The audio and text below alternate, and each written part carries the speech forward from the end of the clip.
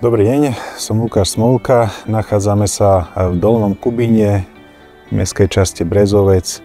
Za mnou môžete vidieť náš práve dokončený projekt rezidenčného bývania s názvom Kubínske výhľady, kde je 73 bytov, parkovací dom s obmedzeným počtom a verejné parkovanie. V projekte sa nachádza zväčša dvojizbové byty, trojizbové byty a väčšie množstvo jednoizbových bytov. Ako môžete vidieť, zacielili sme sa v tomto projekte aj na veľké terasy a lóžie. A ďalšou výhodou, ako napovedá v názve Kubínske výhľady, je, že sme jednou nohou v prírode a jednou nohou v centre mesta, takže tá dostupnosť tu je veľmi dobrá. Rozmýšľali sme nad tým dlhšie už, čo s týmto pozemkom aj urobíme, ale toto nám prišlo vzhľadom na to, že tu dlhé obdobie nebolo postavené veľa bytov, ako veľmi dobrá investícia.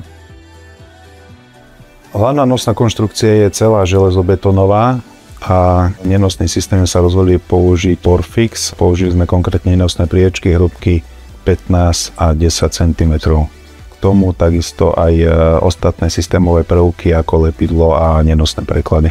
Keďže je to taký developerský projekt, museli sme striehnúť aj náklady a Porfix nám prišiel ako cenovo veľmi dostupný materiál, čiže toto rozhodlo a potom sme prešli pozrieť na tie kvalitatívne stránky a tam sme hneď videli, že je to materiál, ktorý sa dá veľmi rýchlo opracovávať, ktorým sa dá píliť a zapracovať. Čiže tá práca s tým materiálom je efektívna a tým pádom toto bolo tiež veľmi dôležité, aby sme ustriedili harmonogram počas výstavby. V podstate s Porfixom sa dá robiť veľmi rýchlo. To súvisí aj potom s ďalšími ako keby procesmi a profesistami, ktorí sa napájajú už na inštalované konštrukcie, čiže frézovanie, opracovanie, napojenie na existujúce konštrukcie.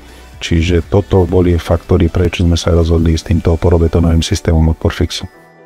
Určite budeme uvažovať aj my v nejakom ďalšom našom developerskom projekte o celom systéme Porfix, vrátane obvodového múriva a stropného systému a určite ho viem odporučiť všetkým známym.